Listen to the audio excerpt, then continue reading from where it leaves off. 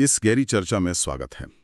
आज का विषय प्राचीन भारत का वो कालखंड है जिसे ऐतिहासिक दस्तावेजों में भारत का स्वर्ण युग कहा जाता है, यानी गुप्त साम्राज्य। हाँ, और ये काल लगभग 320 से लेकर 550 ईस्वी तक चला था।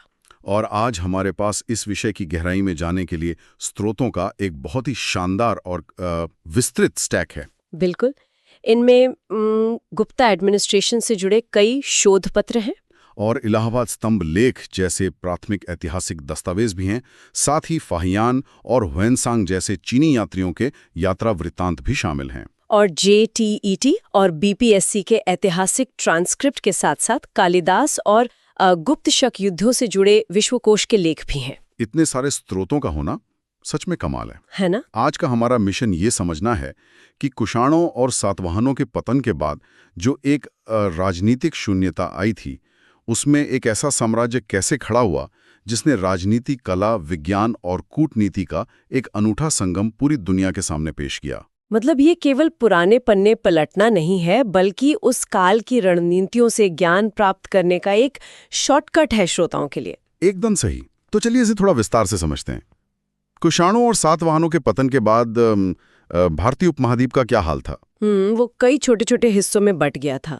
सदियों तक कोई एक केंद्रीय शक्ति नहीं थी जो पूरे भूभाग को एक सूत्र में बांध सके। तो ऐसे में जब गुप्त वंश का उदय हुआ तो उन्होंने केवल जमीन पर कब्जा नहीं किया, बल्कि शासन का एक ऐसा ढांचा तैयार किया जिसका असर आने वाली कई सदियों तक रहा। मैंने पढ़ा है कि दस्तावेजों की शुरुआत में हमें श्रीगुप्त और घटोत्कच का नाम मिलता है। हाँ, लेकिन दिलचस्प बात यह है कि ये दोनों केवल महाराजा की उपाधि का इस्तेमाल करते थे। और तत्कालीन राजनीतिक व्यवस्था में महाराजा अक्सर किसी बड़े राजा के अधीन एक सामंत हुआ करता था। बिल्कुल, ये शायद कुषाणों के अधीन ही सामंत थे, स्वतंत्र शासक नहीं थे। इसी बिंदु पर चंद्रगुप्त प्रथम का नाम उभर कर आता है, जिन्हें साम्राज्य का वास्तविक संस्थापक माना जाता है। सही कहा। स्रोतों से पता चलता है कि उन्होंने लिच्छवी राजकुमारी कुमारदेवी से विवाह किया था। और ये वैवाहिक गठबंधन केवल एक पारिवारिक आयोजन नहीं था, है ना? एकदम नहीं।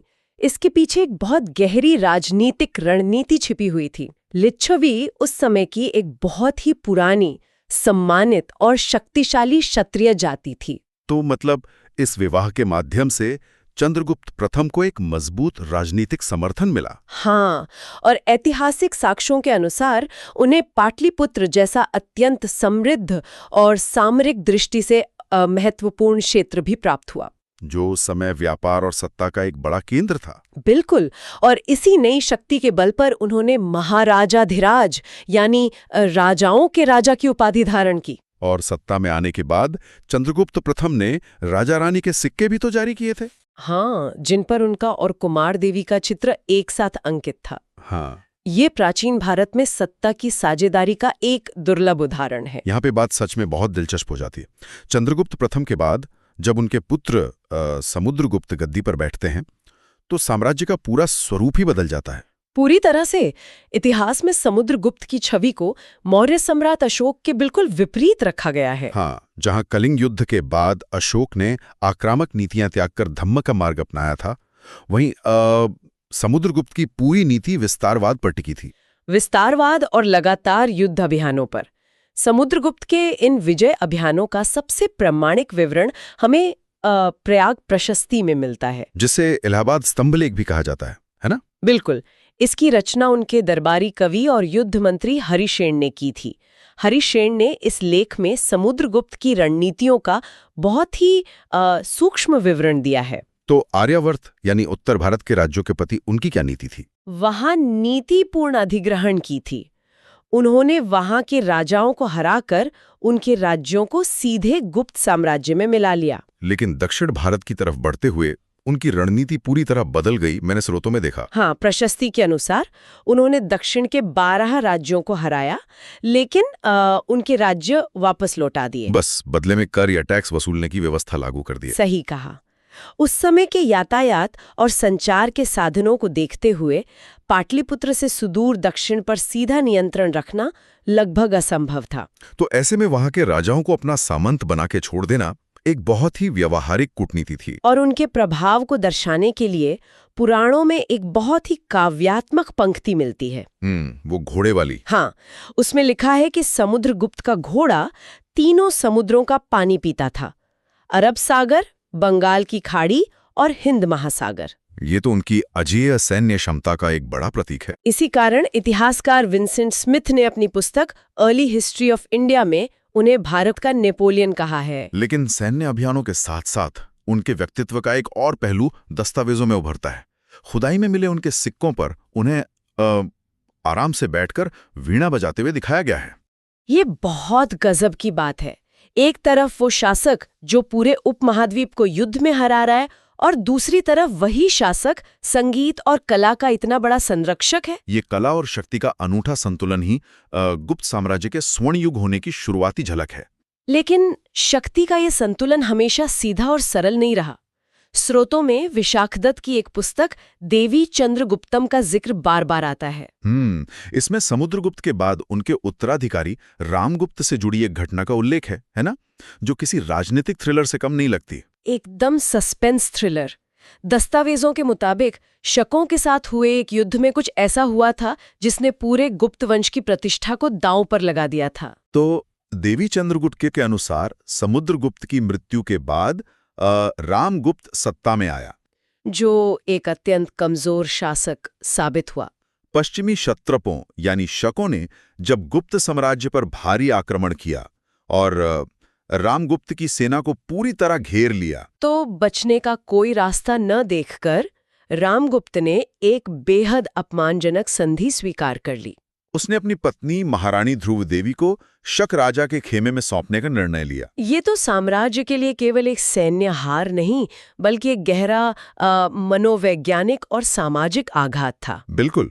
और यहीं से चंद्रगुप्त द्वितीय, जो रामगुप्त के छोटे भाई थे, मुख्य पटल पर आते हैं।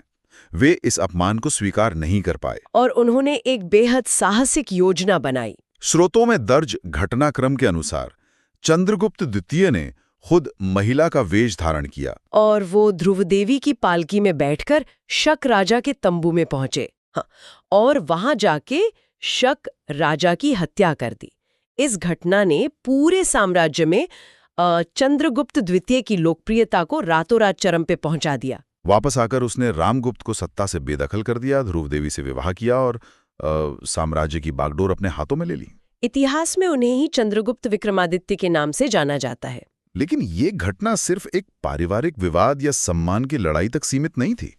शक राजा की हत्या और शकों के खिलाफ छेड़ा गया ये युद्ध एक बहुत बड़े आर्थिक गेम प्लान का हिस्सा था। अगर हम इसे व्यापक परिप्रेक्ष्य से जोड़ें तो प्राचीन विश्व में अर्थव्यवस्था व्यापार पर निर्भर थी।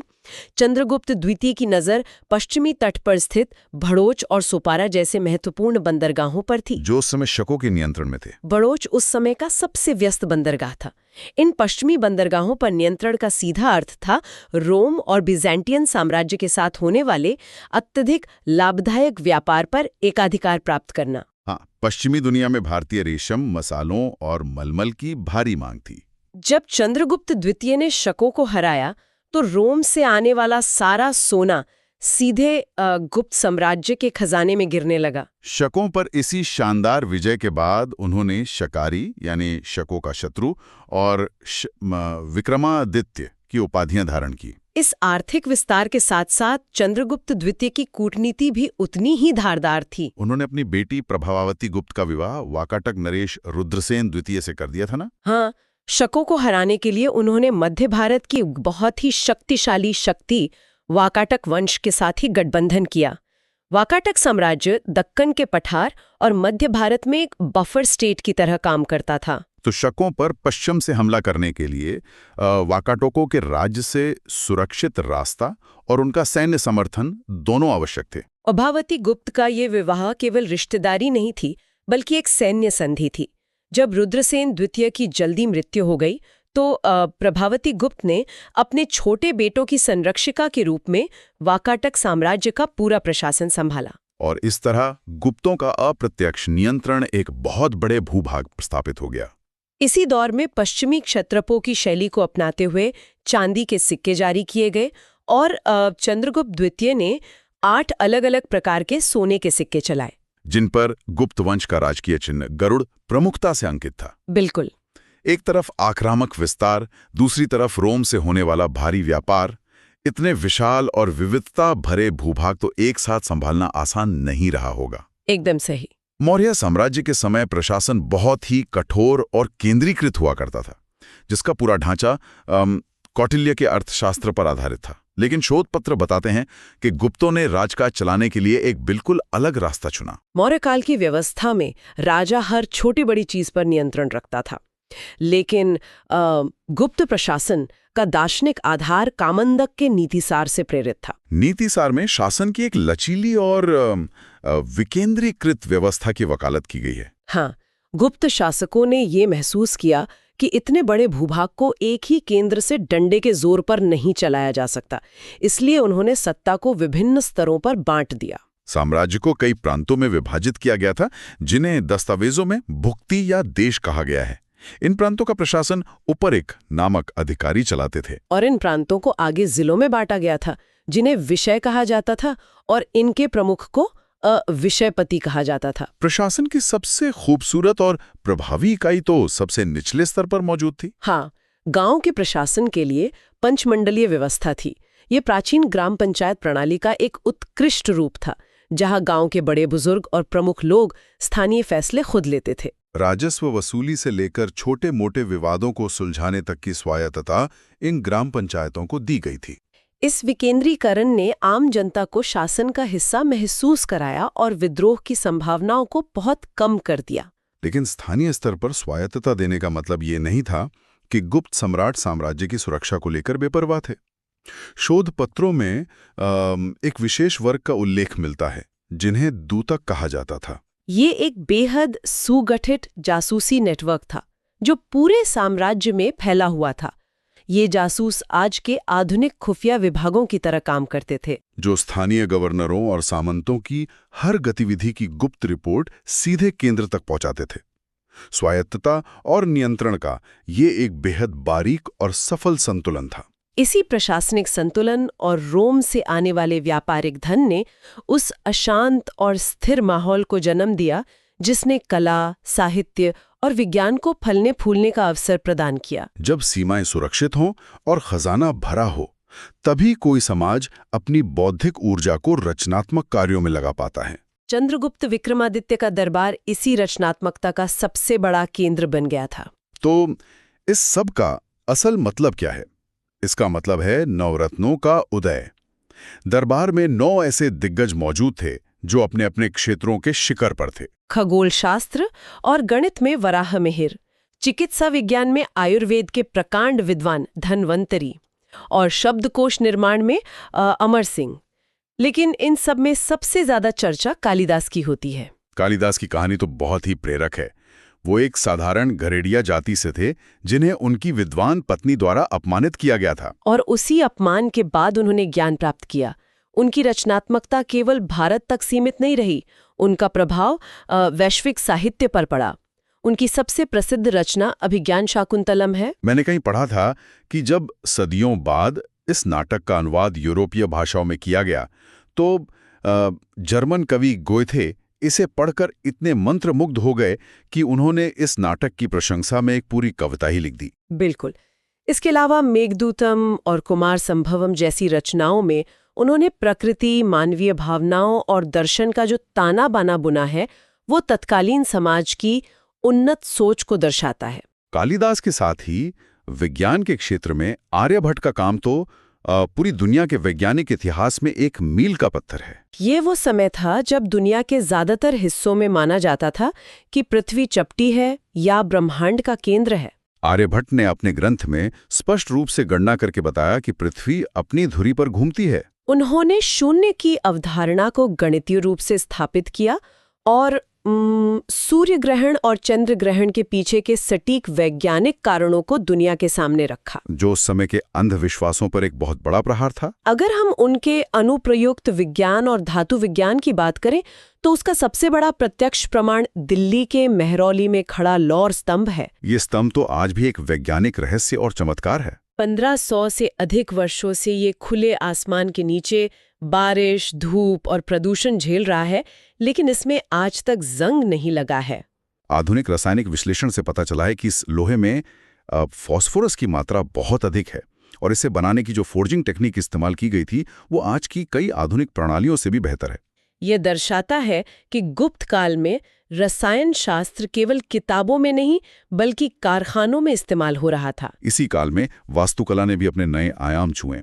देवगढ़ का दशावतार मंदिर इसका एक शानदार उदाहरण है, जहां पहली बार मंदिरों में शिखर बनाने की शुरुआत हुई। इसके साथ ही महाराष्ट्र में अजंता की गुफाओं की चित्रकारी, जिनमें प्राकृतिक रंगों का इस्तेमाल करके बुद्ध के जीवन और जातक कथाओं को उकेरा गया है, इसी स्वर्ण युग की देन है। इन कलाकृतियों में जो जीवंतता है वो उस समय के कलाकारों की सूक्ष्म दृष्टि को दिखाती है। कला और विज्ञान के इस स्वर्ण युग को संस्थागत रूप देने का काम कुमारगुप्त प्रथम ने किया।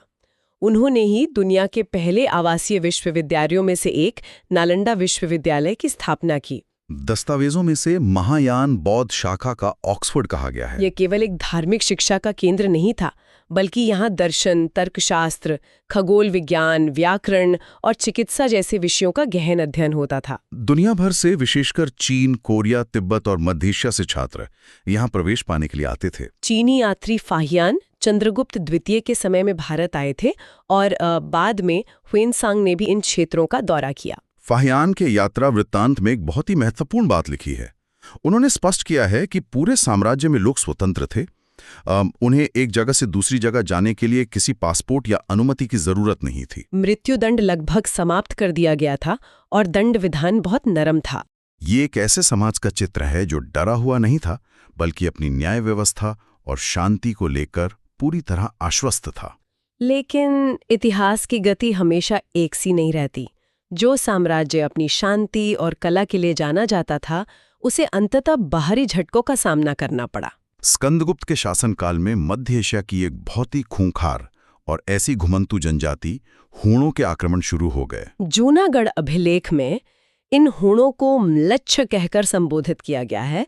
स्कंदगुप्त ने अपनी पूरी ताकत लगाकर हूणों को खदेड़ दिया, लेकिन इन लगातार युद्धों ने साम्राज्य की नींव को हिलाकर रख दिया। स्कंदगुप्त के इसी जूनागढ़ अभिलेख में एक और रोचक जानकारी मिलती है कि उन्होंने सौराष्ट्र में स्थित सुदर्शन झील का जीर्णोद्धार करवाया था। युद्ध के भयानक माहौल के बीच भी कृषि और लोक कल्याण के कार्यों को प्राथमिकता देना उनके कुशल प्रशासन को दर्शाता है। लेकिन उनके बाद आने वाले शासक हूणों के दबाव और आंतरिक समस्याओं को नहीं झेल पाए। और जैसे जैसे साम्राज्य सैन्य और आर्थिक रूप से कमजोर पड़ने लगा, समाज के भीतर भी कुछ बहुत गहरे बदलाव आने लगे। यहाँ सबसे आकर्षक बात यह है कि इतिहास में सती प्रथा का सबसे पहला प्रमाणिक, लिखित और पुरातात्विक साक्ष्य हमें इसी काल के अंत में मिलता है। भानुगुप्त के समय के 510 ईस्वी के एरन अभिलेख में इसका जिक्र है ना? बिल्कुल। इस अभिलेख के अनुसार हूणों के साथ या किसी अन्य युद्ध में भानुगुप्त का सेनापति गोपराज वीरगति को प्राप्त हो गया था। उसकी मृत्यु के बाद उसकी पत्नी ने चिता पर बैठकर सती होने का निर्णय लिया। ये घटना दर्शाती है कि युद्धों की बढ़ती संख्या और बाहरी आक्रमणों के डर से समाज का ढांचा कैसे बदल रहा था। ये पतन केवल हूणों के आक्रमण का परिणाम नहीं था। जब रोम साम्राज्य का पतन हुआ तो गुप्तों का वो लाभदायक पश्चिमी व्यापार भी ठप पड़ गया, खजाना खाली होने लगा। इसके अलावा जिस विकेंद्रीकरण ने कभी साम्राज्य को शांति दी थी, वही अब इसके लिए घातक साबित हो रहा था। केंद्र के कमजोर होते ही उपरेक और विषयपति जैसे स्थानीय गवर्नरों और सामंतों ने कर भेजना बंद कर दिया और खुद को स्वतंत्र घोषित करना शुरू कर दिया। विष्णुगुप्त इस गौरवशाली वंश के अंतिम ज्ञात शासक साबित हुए और 550 ईस्वी तक आते आते ये विशाल साम्राज्य छोटे छोटे टुकड़ों में बिखर गया। अगर हम पूरी तस्वीर को देखें तो ये कालखंड केवल राजाओं की सूची या उनके द्वारा लड़े गए युद्धों का इतिहास नहीं है। ये एक ऐसा विरोधाभासी लेकिन अद्भुत युग था, जहां एक तरफ साम्राज्य के घोड़े 3 समुद्रों का पानी पी रहे थे और उसी समय आर्यभट्ट वेदशाला में बैठकर ब्रह्मांड के रहस्य सुलझा रहे थे। जहां एक तरफ शकों और हूणों से खूनी युद्ध लड़े जा रहे थे, वहीं दूसरी तरफ अजंता की गुफाओं में शांति और ध्यान के चित्र उकेरे जा रहे थे। वास्तव में ये एक ऐसा समय था जब सैन्य शक्ति, कूटनीति, विज्ञान और कला ने एक साथ मिलकर एक ऐसा मॉडल तैयार किया जिससे बाद के किसी भी साम्राज्य के लिए छूना मुश्किल हो गया। एक गणरीय से महान कवि बनने वाले कालिदास से लेकर जंग न लगने वाले लौह स्तंभ तक गुप्त साम्राज्य ने मानव क्षमता के हर पहलू को छुआ। इस पूरी चर्चा को समेटते हुए श्रोताओं के लिए सोचने वाली बात यह है कि इस स्वर्ण युग से हम आज क्या सीख सकते हैं। इससे एक महत्वपूर्ण सवाल उठता है। हमने देखा कि नीति सार के सिद्धांतों पर चलते हुए गुप्त शासकों ने सत्ता का विकेंद्रीकरण किया। सामंतों और स्थानीय प्रशासन को भारी स्वायत्तता दी गई, जिसके कारण शांति और समृद्धि आई। लेकिन जब हुणों जैसे शक्तिशाली विदेशी दुश्मनों ने आक्रमण किया, तो क्या यही स्वतंत्र और मजबूत सामंत एकजुट होकर उस महान साम्राज्य को बचाने में इसलिए विफल रहे क्योंकि उनके पास खुद की बहुत अधिक ताकत और आज़ादी आ गई थी? क्या आधुनिक विश्व के बड़े राजनीतिक संगठनों, अंतर्राष्ट्रीय गठबंधनों और कॉरपोरेट संरचनाओं के लिए इसमें कोई सबक छिपा है कि शक्ति का विकेंद्रीकरण कब तक एक बहुत बड़ी ताकत रहता है और किस